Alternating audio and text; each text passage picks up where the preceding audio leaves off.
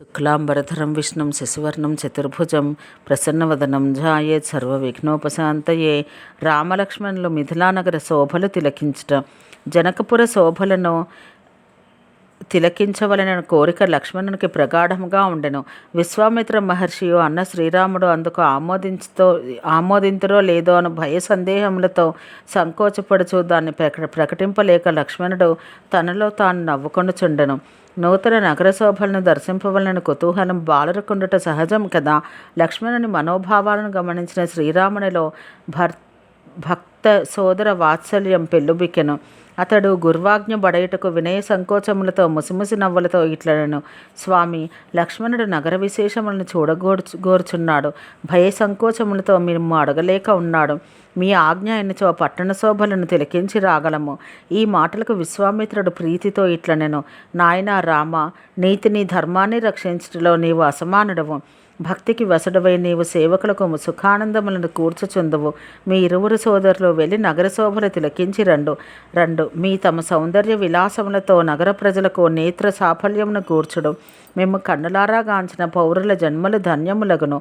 మునిపాదములకు నమస్కరించి సోదరులిద్దరూ లోకులకు నయనానందకరంగా బయలుదేరిరి.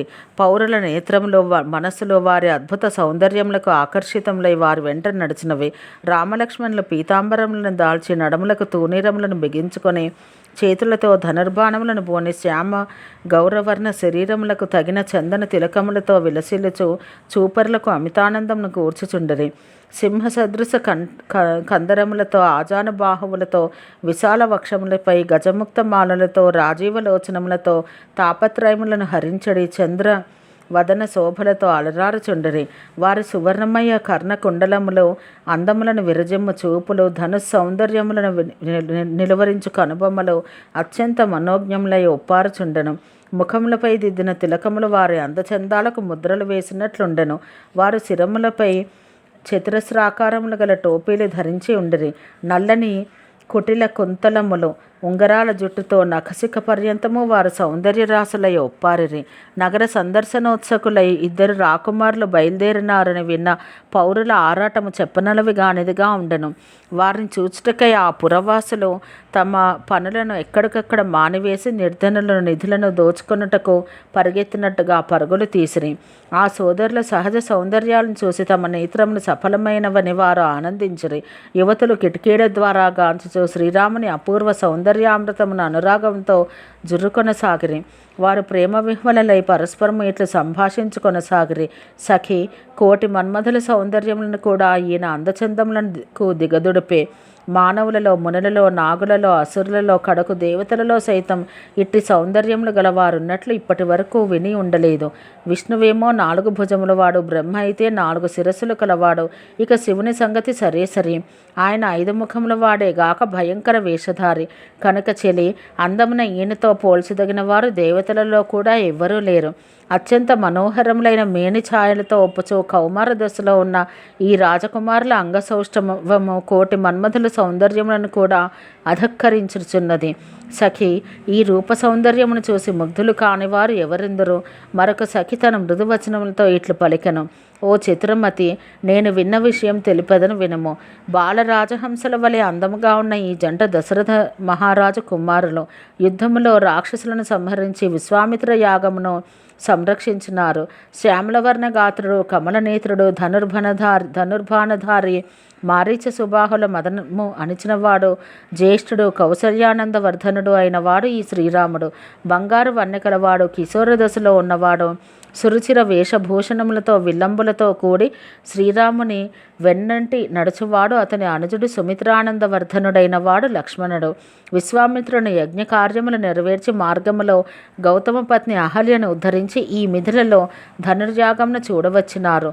ఈ మాటలు విని ముదితలు అందరూ ముదము చెందిరి.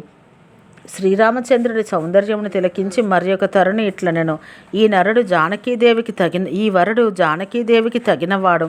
చెలి, జనక మహారాజు ఈయన రూపలావణ్యాలను బాగుగా చూచినచో తన ప్రతిజ్ఞను వీడి జానకీదేవుని వివాహం తప్పక ఈయనతోనే జరిపించును. మరి ఒక భామిని ఇట్లు సంభాషించెను. జనకరాజు వీరిని గుర్తించినాడు. మునితో పాటు వీరిని కూడా సాదరముగా సన్మానించినాడు. కానీ రాజు తన ప్రతిజ్ఞలు వదలడు. విధికి వసుడై అతడు పట్టుదలతో అవివేకంనే ఆశ్రయించును.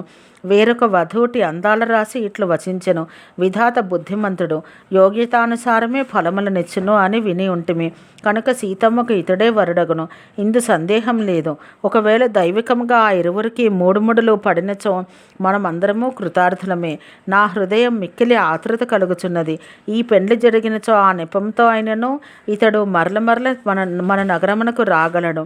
లేనిచో మరలా ఈయనను చూచుటకు వీలు పడదు. మన పూర్వజన్మ పుణ్యఫల ప్రభావముననే ఇటు సంఘటన జరుగును. మరి ఒక లావణ్యవతి ఇట్లు చెప్పెను. నెచ్చలి, నీవు లెస్స పలికితివి. ఈ వివాహం అందరికీ శుభప్రదం. వేరొక ముదితో ఇట్లు వచించెను. శివధనస్సు చాలా కఠినమైనది. ఈ రాకుమారుడు మిక్కిలి సుకుమారుడు. ఒక విధంగా ఇది అసమంజసం. ఈ మాటలు విని మరి ఒక మానిని తన కోమలవాణితో ఇట్లనెను. ఓ సఖి, ఈ విషయాన నేను విన్నది ఏమనగా, ఇతడు చూచుటకు చిన్నవాడుగా ఉన్నను గొప్ప ప్రతిభాశాలి. ఘోర శాపానికి గురి అయిన అహల్య ఇతని పాదధూళి సోకినంతనే పవిత్రయే తరించినదట. ఇక శివధనస్సును విరుచుట ఈయనకు ఎంత పని? ఈ విశ్వాసం ఎన్నడనూ పొరపాటునైనను వదలరాదు. సీతాదేవిని సృష్టించిన ఆ బ్రహ్మయే ఈ శ్యామలాంగుని ఆమెకు తగిన వరుణగా నిర్ణయించి ఉండును. ఈ పలుకులకు అందరూ ప్రసన్నులైరి. అట్లే జరిగి తీరునని వచించిరి. పరమానందంతో ఆ సులోచనలు వారిపై పుష్పవృష్టిని గురిపించిరి. ఆ సోదరులు వెళ్ళిన తావులన్నయో ఆనందమయంలాయను. సోదరులిద్దరూ నగరమున తూర్పు దిశగా నడిచిరి. అచట ధనుర్యాగమునకై రంగము సిద్ధమనర్చబడి ఉండెను.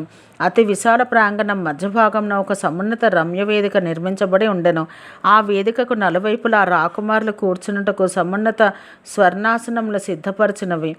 వీటి చుట్టూను నగరవాసులు కూర్చుండుటకు అనువుగా వలయాకారమున ఎత్తైన మెట్లు నిర్మించబడి ఉన్నవి.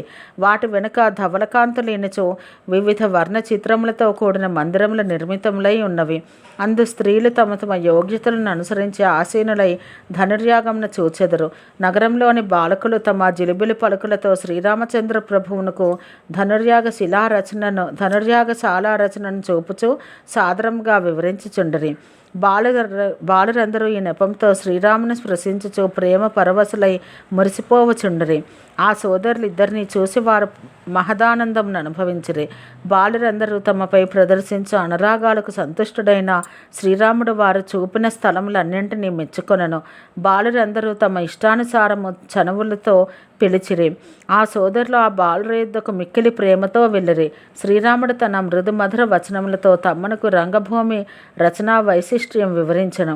క్షణమాత్రమున తన మాయ ద్వారా అనేక విశ్వములను సృజించిన పరమాత్ముడై శ్రీరాముడు ఆ ధనుర్యాగశాలను బాలురపై గల వాత్సల్య కారణాన అత్యాశ్చర్యంతో తిలకించెను. ఈ విధంగా రంగభూమి విచిత్రములన్నింటినీ చూసిన పిదప వారు తమ తమ ఆలస్యమునకు భయపడుచు గురువుగారి వద్దకు చేరిరి. భయమును గలపు ప్రభువు భక్తిని ప్రకటించెను. వారు తమ వెంట వచ్చిన బాలులను ఎట్టకేలకు మృదుమధుర వచనములతో వీడుకొలిపిరి. సోదరులిద్దరూ భయము, ప్రేమ, వినయ సంకోచములతో గురువుగారికి పాదాభివందనములో ఆచరించి కూర్చుండరి. సంధ్యా సమయం అయ్యను. అంతట విశ్వామిత్రుని ఆజ్ఞతో అచటి వారందరూ సంధ్యావందనములను ఆచరించిరి. రాత్రి 2 జాముల వరకును మునివారికి ప్రాచీన పురాణ ఇతిహాసములను గురించి చెప్పెను. విశ్వామిత్రుడు శయనింపగా రామలక్ష్మణులు ఆయనకు పాదసేవలు నడిచిరి. జపతపములచే యోగములచే భగవదుపాసనలు ఒనర్చు పరమ విరాగులు మహాయోగులు ఎవని పాదపద్మములను పొందుటకు నిరంతరము సేవలు నడుచుచుందురో అట్టి శ్రీరాముడు సలక్ష్మణుడై ఇప్పుడు తన గురువైన విశ్వామిత్రునికి పాదసేవలు చేయుచుండెను. గురువు పదే చెప్పగా రఘురాముడు శయనించెను. లక్ష్మణుడు తన అన్నగారి పాదములను హృదయంను స్మరిస్తూ భయభక్తులతో రాముని పాదములు ఒత్తుచు అనిర్వచనీయ పరమానందం అనుభవించెను. శ్రీరామచంద్ర చరణముల సేవను వదిలి వెళ్ళుటకు అతనికి ఏమాత్రమూ ఇష్టము లేకుండెను. కానీ రామచంద్ర ప్రభువు, నాయన ఇక వెళ్ళి విశ్రమింపము అని పదే చెప్పిన పిమ్మట లక్ష్మణుడు ప్రభు పాదములను ధ్యానిస్తూ పరుండెను. ఓం శాంతి శాంతి శాంతి.